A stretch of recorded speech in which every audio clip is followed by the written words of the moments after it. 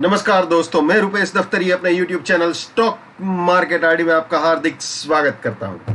दोस्तों, आज है 15 अक्टूबर 2020, थर्सडे। आज वीकली एक्सपायरी थी दोस्तों।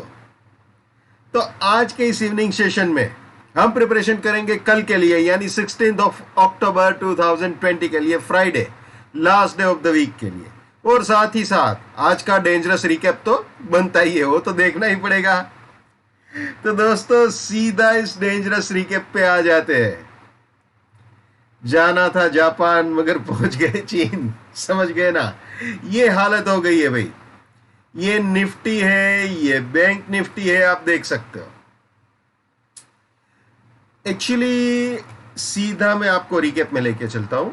इनिशियली तो दोस्तों ठीक था गाड़ी, ये बाई एग्जिट से सेल एग्जिट तक, या बाई एग्जिट से सेल एग्जिट वाला जो मामला था, सपोर्ट रेजिस्टेंस के बीच में ही चला 1:30 बजे तक। तब तक ठीक था, एक्सपेक्टेड लाइन में लग रहा था, कंसोलिडेशन हो रहा था। ये बात तो तय थी, जब तक रेजिस्टेंस के ऊपर नहीं जाता है तो हम बुलिश प्रोबेबिलिटी को मानते नहीं है। लेकिन 862 उड़ाएगा वो तो नहीं सोचा था। वो 1:30 बजे के आसपास उड़ाया।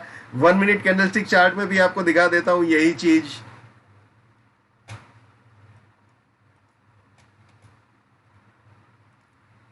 ये आ जाते हैं 1 मिनट कैंडलस्टिक चार्ट में, ये आप देख सकते हो। ये बिल्कुल ही 861 को उड़ाया। वो अपनी बुलिशनेस वहां पे खत्म होती है, आप जानते ही हो। जैसे ही सपोर्ट टूटता है, बुलिशनेस खत्म। लेकिन कल की जबरदस्त बुलिशनेस के बाद ये थोड़ा सा अनएक्सपेक्टेड लाइन पे लग रहा था।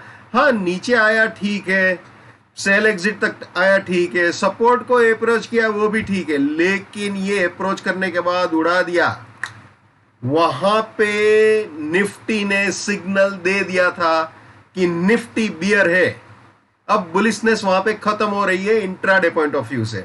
861 तोड़ने के बाद ऑब्वियसली 800 अप्रोच करेगा, वो ऑब्वियस था, क्योंकि वो वीकली का एक 799 पेंडिंग रह गया था। तो उसकी अतृप्त आत्मा, भटकती हुई आत्मा शांति के लिए वहां जाएगी, ऐसा लग रहा था, और गई भी। लेकिन उसके बाद फिर से एक अनएक्सपेक्टेड मूव हुआ, वीकली सपोर्ट भी उड़ा दिया। तो दोस्तों, एक बार 861 उड़ाने के बाद 796 एक्सपेक्टेड लाइन पे था, उसमें कोई दो राय नहीं है। जो भी स्टॉक मार्केट आरडी के सब्सक्राइबर या व्यूवर्स है वो जानते ही है कि ये एक्सपेक्टेड लाइन पे होता ही है। तो ये आ गया, यहां तक ठीक था। लेकिन इसके बाद ये भी आया और इसके भी नीचे गया और वीकली का सपोर्ट भी उड़ा दिया। ये वीकली का सपोर्ट उड़ाया ना दोस्तों, ये जो वीकली का सपोर्ट उड़ाया है ना, वो वाकई में डेंजरस चीज हुई है। ये बहुत ही डेंजरस मूव है, एक्सट्रीमली डेंजरस। अनएक्सपेक्टेड भी बोल सकते हो, डेंजरस भी बोल सकते हो। एक चीज है दोस्तों, मैंने बताया था कि ये ईयरली के रेजिस्टेंस को रिप्रेजेंट कर रहा है। तो दादाजी बैठे हैं यहाँ पे, ये मैंने पहले ही बताया हुआ था। 11,900 से 12,100 वाली रेंज जो है वो ईयरली रेजिस्टेंस है, वो मैंने बताया था। लेकिन एक पल के लिए ऐसा लग रहा था कि हाँ, शायद थर्सडे या फ्राइडे, यानी आज या फिर फ्राइडे को शायद ये रेंज चैलेंज करके मार्केट ऊपर जा सकता है। लेकिन हम हमेशा कहते हैं कि जब तक रेजिस्टेंस ना टूटे उसे रिस्पेक्ट देना पड़ता है। हर रेजिस्टेंस टूटने के लिए होता है, हर सपोर्ट भी टूटने के लिए होता है, लेकिन जब तक ना टूटे उसको रिस्पेक्ट देना पड़ेगा भैया। ठीक है, तो आज इसको उड़ाया। तो वीकली में भी हम अब बियरिश प्रोबेबिलिटी में घुस गए भाई।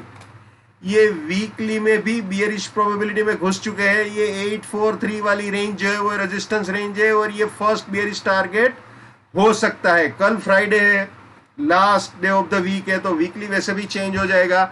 लेकिन फिलहाल ये मान के चल सकते हैं कि ये फर्स्ट बियरिश टारगेट है वीकली का, और इसके भी नीचे गया तो फिर ये रेजिस्टेंस, और ये सेकंड बियरिश टारगेट इसके भी नीचे गया तो और हालत खराब। ये रेजिस्टेंस और ये फाइनल टारगेट हो सकता है। लेकिन सारी चीजें स्टेप बाय स्टेप करना चाहिए। ये स्टॉक मार्केट है दोस्तों, कभी भी मार्केट को कमांड मत कीजिए। तुझे ऐसे ही चलना पड़ेगा, तुझे वैसे ही चलना पड़ेगा, ऐसे नहीं। जहां पे आप जा रहे हो मेरे को साथ लेके चलो, बस यही दिमाग में रखना है। अगर आपने ठान लिया कि मुझे मार्केट की यही डायरेक्शन चाहिए, तो फेलियर के चांसेस बढ़ जाते हैं। वहां पे आप मुड़ नहीं पाओगे, आप जिद पे अड़ जाओगे, या फिर आप गलत टेक्निक्स इस्तेमाल करना चालू कर दोगे। कुछ लोग क्या करते हैं, वो एवरेजिंग करना चालू कर देते हैं कि एक निफ्टी का लॉट 900 पे लिया, एक 925 पे लिया था, एक 975 पे लिया था। सबसे पहले 975 पे लेंगे, फिर 950 पे लेंगे, फिर 925 पे लेंगे, फिर 900 पे लेंगे, और जब तक निफ्टी 650 आ जाएगा तब तक ट्रेडिंग अकाउंट वाइप ऑफ हो जाएगा। तो प्लीज ऐसे मत कीजिए, ठीक है, बी वेरी केयरफुल। तो ये चीज है दोस्तों। अब बैंक निफ्टी देख लेते हैं भाई। बैंक निफ्टी में भी दोस्तों इन दोनों के बीच ही गाड़ी चल रही थी, बड़ी ईमानदारी से चल रही थी, या फिर इन दोनों के बीच भी आप बोल सकते हो, जो भी बोलना चाहो, ठीक है ना। लेकिन बैंक निफ्टी का दोस्तों ये चीज आज आपने अगर मार्क की हो, तो बैंक निफ्टी है वो कंपैरेटिवली स्ट्रांग था। निफ्टी बैंक निफ्टी में बैंक निफ्टी कंपैरेटिवली स्ट्रांग था। बैंक निफ्टी ने अपना सपोर्ट 2 बजे के बाद या 2 बजे के आसपास तोड़ा है, जबकि निफ्टी ने अपना सपोर्ट 1:30 बजे के आसपास ही उड़ा दिया था। तो बैंक निफ्टी कंपैरेटिवली बुलिश लग रही थी। तो ऐसा लग रहा था कि बैंक निफ्टी सारी नैया पार करा देगी, लेकिन बैंक निफ्टी ने भी आखिरकार सपोर्ट को उड़ा दिया, 372 को स्वाहा कर दिया और सारे बियरिश टारगेट अचीव कर दिए। बैंक निफ्टी ने जो लो बनाया है दोस्तों, ये वैसे 22840 तक गाड़ी नहीं आई है, लेकिन ऑलमोस्ट भयंकर स्पीड में जा रहा था। अगर मेरे को तो ऐसा लग रहा है आधा 1 घंटा और ज्यादा चलता ना, तो वो भी आ जाता। बहुत ही टेरिफिक बियरिशनेस थी। फिर से मैं बैंक निफ्टी भी आपको दिखा देता हूं दोस्तों। ये है बैंक निफ्टी, आप यहां पे देख सकते हो। ये उड़ाया सपोर्ट और सीधा यहां पे नीचे, सीधा नीचे गाड़ी आ गई। और जो बैंक निफ्टी ने लो मारा है दोस्तों आज, वो है 22970। 22970 का लो लगा दिया है बैंक निफ्टी ने। तो इसके भी नीचे चला गया, 23061 के भी नीचे चला गया आखिर में। और ज्यादा चलता तो शायद ये भी हम देख लेते। इसमें कोई बड़ी बात नहीं होती, अगर ये आ जाता तो कॉमन चीज है। लेकिन खतरनाक बियरिशनेस, वो बोलते हैं ना ब्रेक फेल हो गए थे भाई, बिल्कुल ही ब्रेक फेल हो गए थे। तो दोस्तों हमेशा मार्केट के साथ साथ चलना चाहिए। चलिए अब कल की प्रिपरेशन शुरू कर देते हैं भैया, जहां पे डेंजरस बियरिशनेस होती है। ये बियरिशनेस के दोनों तो नायग्रा फॉल मैंने आपको दिखा दिए, तो और कुछ तो बोलने की जरूरत नहीं है भैया इसके अंदर, तो है ना। आप जानते ही हो टेरिफिक बियरिशनेस। ये आप देख लीजिए, दोनों के दोनों क्या खंभे बना दिए गए, अनएक्सपेक्टेड लाइन पे था ये। और वो भी बुधवार के बुलिश कैंडल, यहाँ पे सेकंड लास्ट कैंडल आप देख लीजिए, वो बुलिश कैंडल है। सेकंड लास्ट कैंडल जो है वो बिल्कुल ही बुलिश कैंडल है। तो वहां पे तो बुधवार के बाद तो सब लोगों को ऐसा ही लगा था कि भाई अब तो गाड़ी चलेगी। लेकिन वो मैं बोलता हूँ ना, ईयरली वाले दादाजी डंडा लेके खड़े हैं, वो नहीं जाने दे रहे। वीकली का रेजिस्टेंस भी ईयरली को ही रिफ्लेक्ट कर रहा था।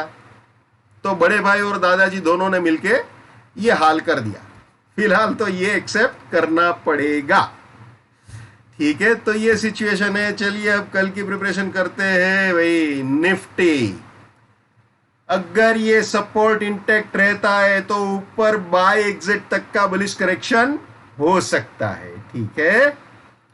और रेजिस्टेंस के ऊपर जाता है तो बुलिश प्रोबेबिलिटी, सपोर्ट के नीचे जाता है तो बियरिश प्रोबेबिलिटी। ये प्राइस फिल्टर है, ये टाइम फिल्टर है, risk reward, buy exit, sell exit. दोस्तों मार्च महीने वाली सिचुएशन लग रही है। जिस तरह का मूवमेंट आज हुआ है, बिल्कुल ही टेरिफिक मूव हुआ है। जो मार्च के महीने में होते थे बड़े बड़े डेली मूव्स, वीकली जैसे, आज अगर आप देखो तो एक ही दिन में एक वीक की तरह चला है निफ्टी बैंक निफ्टी दोनों।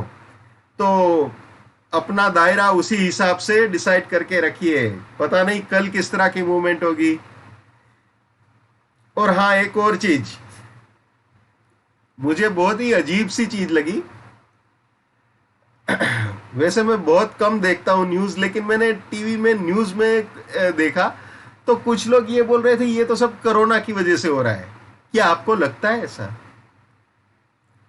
तो दोस्तों मेरा मोरल ऑफ द स्टोरी ये है कि जब बियरिशनेस होती है ना, तो जो भी वीक न्यूज हो ना, उसका स्टिकर लगा दिया जाता है। रियल न्यूज क्या है मुझे भी नहीं पता, मुझे सिर्फ इतना ही पता है कि सपोर्ट तोड़ा और घुस गया नीचे, बिखर गया, टूट गया, नायग्रा फॉल हो गया पूरा।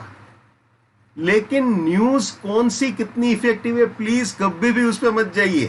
कोरोना तो पिछले 6 महीने से है, कोरोना में ही निफ्टी 7.5 से 12,000 को टच किया। तो क्या एक दिन में कोरोना 10 टाइम्स हायर हो गया या 20 टाइम्स हायर हो गया, ऐसे कुछ थोड़ी ना हुआ है। लेकिन फिर भी जो भी है, न्यूज वाले अपने हिसाब से न्यूज लगा देते हैं, उनका काम है। तो प्लीज कभी भी न्यूज पे ध्यान मत दीजिए, प्राइस पे दीजिए, क्या उसने स्टॉप लॉस ट्रिगर किया या नहीं किया, उसने सपोर्ट तोड़ा या नहीं, उसने रेजिस्टेंस तोड़ा या नहीं, उस पे ही फोकस रहना चाहिए। ठीक है, तो दोस्तों जो नए मेहमान है, जिनको ये price filter, time filter, risk, reward, buy exit, sell exit नहीं मालूम, वो मेरे TFPF नाम के प्लेलिस्ट में जाके देख सकते हैं। ये बोलने की कोई जरूरत नहीं है कि फिलहाल इंट्राडे में और वीकली में, दोनों में निफ्टी और बैंक निफ्टी बियर है तो बियर है। ये मैं फिर से बोल दूं दोस्तों, आज से जब तक रेजिस्टेंस नहीं उड़ाता है market, intraday point of view से और वीकली पॉइंट ऑफ व्यू से, निफ्टी बैंक निफ्टी दोनों बियर है तो बियर है, बात खलास। ठीक है, जब तक रेजिस्टेंस इंटैक्ट है तब तक। अगर रेजिस्टेंस उड़ाता है तो ठीक है, बुल मानेंगे, लेकिन जब तक रेजिस्टेंस इंटैक्ट है हम बियर है, एज सिंपल एज दैट। तो अब दोस्तों रेजिस्टेंस के ऊपर जाता है तो बुलिश प्रोबेबिलिटी, सपोर्ट के नीचे जाता है तो बियरिश प्रोबेबिलिटी। ये बुलिश प्रोबेबिलिटी निफ्टी की। अगर रेजिस्टेंस के ऊपर जाता है विद प्राइस फिल्टर और टाइम फिल्टर तो 723 सपोर्ट, 905 फर्स्ट बुलिश टारगेट, इसके भी ऊपर गया तो ये सपोर्ट, ये सेकंड बुलिश टारगेट, इसके भी ऊपर गया तो ये सपोर्ट और ये फाइनल बुलिश टारगेट हो सकता है। लेकिन इस वक्त 11,680 पे खड़े हुए हैं हम, और ये कभी नहीं सोचना चाहिए कि ये 12143 कल हमें दिखेगा। उसको मुंगेरी लाल के हसीन सपने बोलते हैं। पहले तो अब रेजिस्टेंस को तोड़ना बहुत ही मुश्किल है, अगर तोड़ता है तब भी स्टेप बाय स्टेप अप्रोच कर सकता है, अगर तोड़ा तो। ठीक है, लेकिन जब तक रेजिस्टेंस इंटैक्ट है तब तक बुलिश प्रोबेबिलिटी में जाने का कोई मतलब नहीं है। ठीक है, तो ये है निफ्टी का बुलिश प्रोबेबिलिटी। ये तीनों बाइंग के एंट्री या री एंट्री पॉइंट हो सकते हैं, और ये तीनों बुलिश पोजीशन के लिए प्रॉफिट बुकिंग या पार्शियल प्रॉफिट बुकिंग पॉइंट हो सकते हैं। और रास्ते में कहीं पे भी निफ्टी सपोर्ट तोड़ती है तो वहां पे अपनी बुलिशनेस को टाटा बाय बाय बोल देना चाहिए, बिल्कुल बोल देना चाहिए। ठीक है, ये हमेशा याद रखना है भैया। My bullishness lives till my support lives, my support finish, my bullishness finish, my bearishness lives till my resistance lives, my resistance finish, my bearishness finish. ये भी हमेशा याद रखना है भैया। नेवर बाय एट रेजिस्टेंस और buying exit, never sell at support और selling exit. Let's maintain trading discipline, let's do money management, let's do risk management, let's win। दोस्तों मैं अपना टेक्निकल एनालिसिस का नॉलेज चार्जेबल बेसिस पे share करता हूं। 81,000 rupees मेरा फीस है, 7990415253 मेरा मोबाइल नंबर है।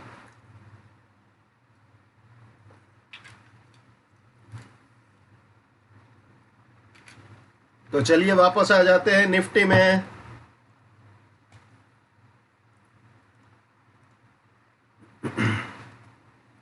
तो दोस्तों ये थी बुलिश प्रोबेबिलिटी। अब देख लेते हैं बियरिश प्रोबेबिलिटी। ये सपोर्ट अगर तोड़ता है मार्केट, 541 का सपोर्ट अगर टूटता है तो बियरिश प्रोबेबिलिटी स्टार्ट हो जाएगी। अगर 541 के नीचे जाता है तो 637 रेजिस्टेंस, 455 फर्स्ट बियरिश टारगेट, इसके भी नीचे गया तो 541 रेजिस्टेंस, 316 सेकंड बियरिश टारगेट, इसके भी नीचे गया तो 455 रेजिस्टेंस, 217 फाइनल बियरिश टारगेट हो सकता है। ठीक है, यानी ये तीनों सेलिंग के एंट्री या री एंट्री पॉइंट हो सकते हैं और ये तीनों प्रॉफिट बुकिंग या पार्शियल प्रॉफिट बुकिंग पॉइंट हो सकते हैं। ठीक है जी, क्लियर।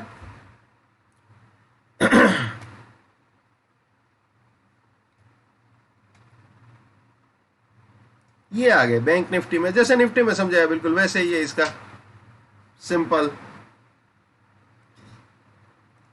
ये बुलिश प्रोबेबिलिटी बैंक निफ्टी के लिए,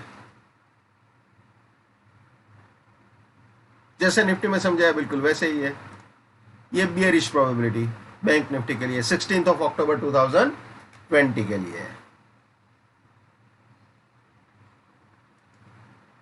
और ये वीकली में भी हम बियरिश प्रोबेबिलिटी में घुस चुके हैं। ये सपोर्ट उड़ा दिया है इसने। ठीक है, ये सपोर्ट उड़ा दिया है, बिल्कुल उड़ा दिया है इसको। ये रेजिस्टेंस है फिलहाल 23604, ये वाली रेंज। और ये weekly first weekly bearish target हो सकता है। अगर इसके नीचे गया तो फिर ये रेजिस्टेंस, ये सेकंड बियरिश टारगेट, इसके नीचे गया तो ये रेजिस्टेंस, ये फाइनल बियरिश टारगेट हो सकता है। ठीक है।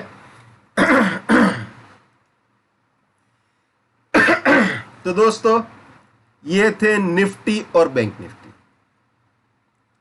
हर इंसान को अपनी ट्रेडिंग अपने दिमाग से करनी चाहिए, लेकिन मेरा एनालिसिस या मेरे क्राइटेरियाज आपको कहीं पे भी हेल्पफुल होते हैं, आपका नुकसान होने से बचता है या आपका फायदा होता है, तो मेरे लिए बड़े सौभाग्य की बात। Wish you all the best. Keep winning, keep earning. जय हिंद, वंदे मातरम, भारत माता की जय। Just give it up, come on.